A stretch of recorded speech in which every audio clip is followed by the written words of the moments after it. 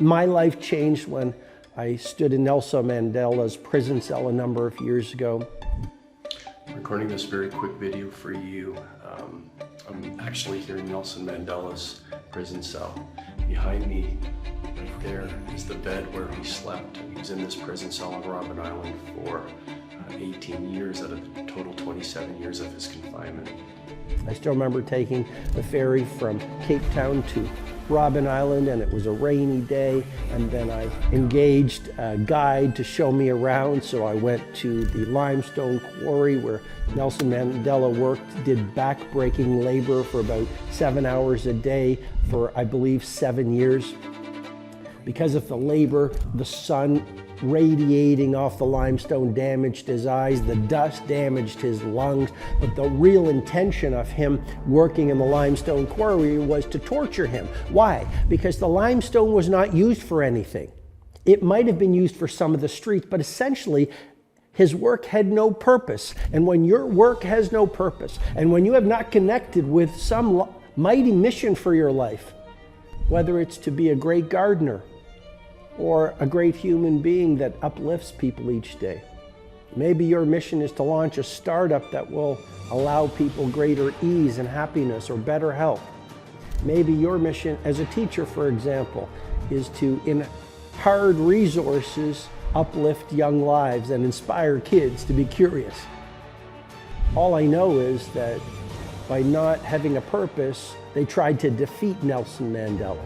And then I saw the courtyard where he actually would exercise each day. And little did the guards know, by the tomato plant, which I saw, that's where he and his fellow political prisoners would hide the manuscript he was working on for a long walk to freedom.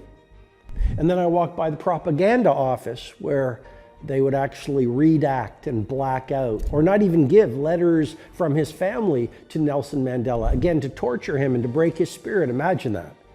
You don't receive a letter while you're in prison where your wife is updating you and telling you what's going on with the family. You don't receive letters from your children, perhaps. Nelson Mandela actually said his biggest regret while he was in prison was he wasn't allowed out of Robben Island to attend the funeral of his eldest son who was killed in a car accident. And then I was led up a few stairs from the courtyard and to a cell. There were these bright white lights down the hallway, and the guide opened up the door and led me into Nelson Mandela's prison cell where he spent 18 years of his life. And I was stunned at what I saw. There wasn't even a bed.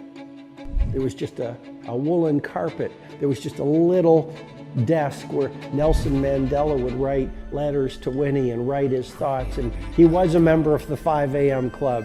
And he would get up and he would run on the spot.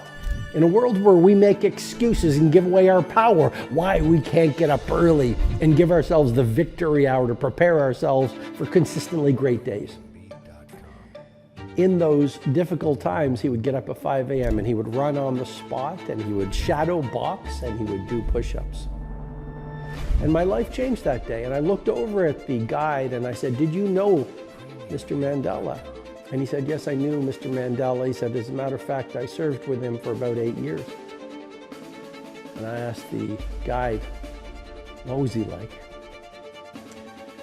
And he paused and he said, "Oh, that man was a humble servant." And through soul set work, you will get to a place where the voice of your ego turns down and your selfish, small self that is scared of the world starts to dissolve, and you will start to become a humble servant. And that doesn't mean you're weak, it means you're strong. It doesn't mean you can't have money and nice things and a nice house and fame, fortune, and applause, but you're not addicted to them. You're not like a hamster on the hedonic treadmill chasing it because you're scared and you feel you're not enough and you want more, more, more, and you're greedy.